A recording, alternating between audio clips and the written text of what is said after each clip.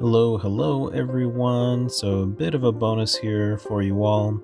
Last weekend, the regional tournament in Pittsburgh, Pennsylvania was held, and it was huge 2,691 players. And before I talk about the winners, first off, I want to let everyone know, as it says on the screen here, this website is supported by ads. So if you happen to spot something, I am not sponsored by Chick-fil-A or Skittles, but I'm open to it. So Skittles, Chick-fil-A, hit me up if that's something you're interested in. But before I talk about the winners of the tournament, I want to scroll down and look just in the top 16 here, and a couple of names should stick out. You'll see in 14th place, Riley McKay, 15th place, Justin Newdorf. And Riley was the world champion this past year. It was literally just a few weeks ago. And Justin was the world's runner-up. Both of them used the exact same 60 that got them that far in Worlds. And it got them to the top 16, but there has been a lot of shifting and reacting in the regional tournaments since then. So one of the things I mentioned that we didn't see in Worlds was a whole lot of Jellicent. So let's fast forward and scroll up and have a look here. So 4 of the top 8 were Gardevoir, and 3 of those 4 did use Jellicent.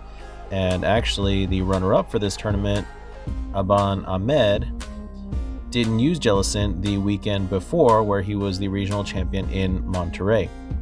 So he decided he wanted to make some tweaks to kind of better counteract, really to win the mirror match. If you look at Gardevoir, it is item heavy until you can get your board set up. And then, once you've got Psychic Embrace in play, you can just kind of go from there. But Secret Box is the ace spec of choice in those decks. So shutting off items is really detrimental. And we did see a lot of mirror matches between Gardevoirs going on during this tournament. Now, the winner, and this was a bit controversial because during Aban's match before the final, he was celebrating his win and accidentally knocked one of his Monkey Dories over to the opposing side of the table. His opponent, who also played Gardevoir, it was Calvin Connor there, also played Monkey Dory, and he scooped it up with his card. So when it came to the final, Aban had a quote-unquote illegal deck, only had 59 instead of the 60. The ruling at the time was a one game loss, so he would have had to win 2 in a row in order to be the regional champion again, but instead he just conceded. So Liam, he won by default, but on the way to this run in the final, he was undefeated. So it's not like he didn't deserve it. The deck was incredible to watch. And I say this as someone who started the season saying I'm not going to play Zoroark again, but seeing how this deck worked is making me give it a second chance. So I've completed all of my 80 matches with the different decks that did well at Worlds, the top meta decks, 10 matches each, and I happened to do it with enough time before Mega Evolution release that, I'm going to try out a match or 2 with this Zoroark so that you guys can see how it works. So let's take a look at that list. All right, so here we have the 60, and we'll go through these category by category. So your Pokemon, of course, you have the ENS Zorua, as well as the ENS Zoroark EX, which is what the archetype is named for. And the big thing here is the trade ability. So you discard a card from your hand in order to use this ability. Once during your turn, you may draw 2 cards. So discard a card from your hand, draw 2 more, So it is your primary attacker as well as your draw engine. So you have max copies of both these and the pre-evolution to try to get multiple copies out at a time. Speaking of attacking, you want to have your Ends Reshiram on the bench. Again, you'll never attack with this card itself. You just want it for starting off. It'll be the Virtuous Flame. You can hit 170, and then the Powerful Rage is really where it stands out. Does 20 damage for each damage counter on this Pokemon. So that means when you use it from the Ends Zoroark, if you say take an attack from your opponent that doesn't 1-KO you, you're taking 200, 210, whatever, you're doing double that back to your opponent. So you can really sponge on these guys and then hit back for a really strong, powerful Rage. The other Pokemon here in support is you've got just the Cleffa for the Grasping Draw. You have Maractus for the Corner. Colorless Energy during your opponent's next turn. Defending Pokemon can't retreat, so it keeps them trapped in the active. And you have the Exploding Needles. If it's in the active spot and knocked out by damage from an attack from your opponent's Pokemon, put 6 damage counters on the attacking Pokemon. And then of course you got your monkeys to do your Adrena Brain shenanigans. Pheasantipity to draw 3 when one of your Pokemon is knocked out during the opponent's turn. And then something that I'm starting to see a lot more of is the Slime Mold Colony Code Scroll. Cards in your opponent's discard pile can't be put into their hand by an effect of your opponent's abilities or trainer cards. So this really, I think, is to counteract things like the Golden Go, which has already kind of seen a drop off, but you know, you attack big, but then you have to get all those energies back with your superior energy retrieval. And this doesn't stop things like the Super Rod, which shuffles cards back into your deck. But let's say the Max Rod, which lets you pick those cards up into your hand, this would stop that. So this deck feels made to go around item lock to disrupt some of the biggest opponents in the current meta. And to that end, you've got a couple of things here. So you've got the Artisan and the Watchtower. Watchtower is to shut off the abilities for normal type Pokemon. So things like Noctowl, Jewel Seeker, Fan Rotom, Fan Call, Blood Moon Ursaluna, all of those things. So it does shut off normal Pokemon, of course, being playable in just about any deck. So your supporters here, you've got a couple, or actually max Buddy Poffins with a couple of Nest Balls. And then your big supporter, a couple of them, 3 copies of Cyrano. Search your deck for up to 3 Pokemon EX, reveal them and put them into your hand, then shuffle your deck. So this lets you look for multiple of your End Zoroark, or if you need your Pecharunt or Pheasantipity. You've also got Hilda here to search for an evolution Pokemon and an energy. This card has gotten a lot of play in a lot of different decks ever since it was released.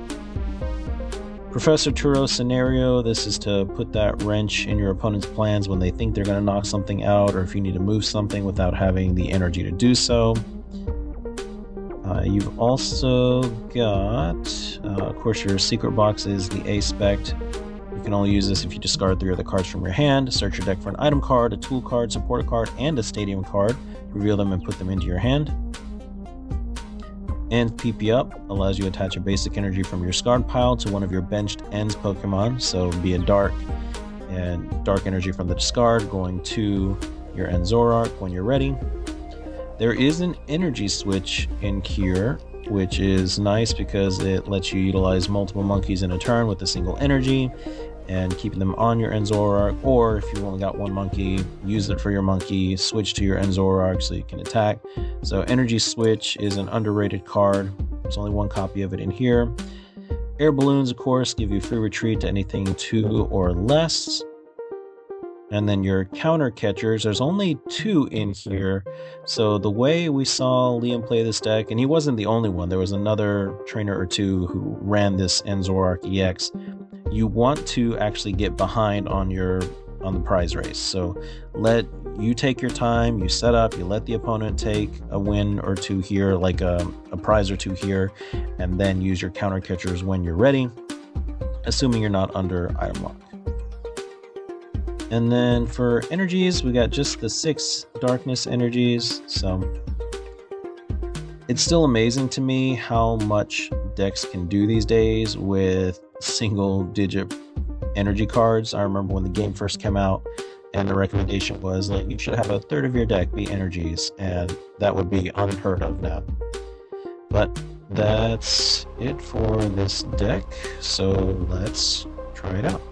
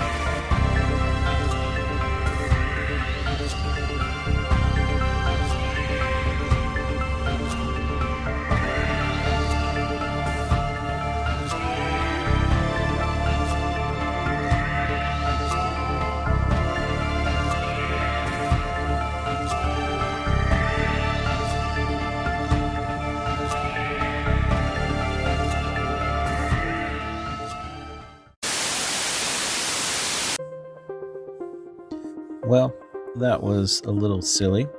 Definitely did not expect a mirror match on that one, but really it's not all that surprising considering, it just won a regional tournament. People are going to try it out, just like after Conkeldurr did so well, a lot of people tried it. As a matter of fact, there were several people who took it to this tournament. So the main thing that you probably noticed was a lot of passing back and forth, and that's because you didn't want to use the Virtuous Flame and put 170 damage counters on the opposing Zoroark, only for them to powerful rage you right back. And so it became a game kind of cat and mouse, who's gonna draw, and then Iono, and then as at the end it actually worked out worse for me having more prize cards left, because when I did the Iono, then I drew more cards, and I thought about trying to deck them out, but I took too long making my decisions. And at the very end of the battle, you'll notice like the timers didn't quite line up. Like the timer for my turn started before they finished, and then I had like the your turn is running out timer up at the top, and then it said that I conceded, which I didn't. But glitches happen. There was just an update. They're about to do the reset for Mega Evolution, and it's whatever. It's a casual match, not a big deal. Just kind of wanted to try the deck out. But yeah, so there's one. We'll see if I have time to do another before the reset.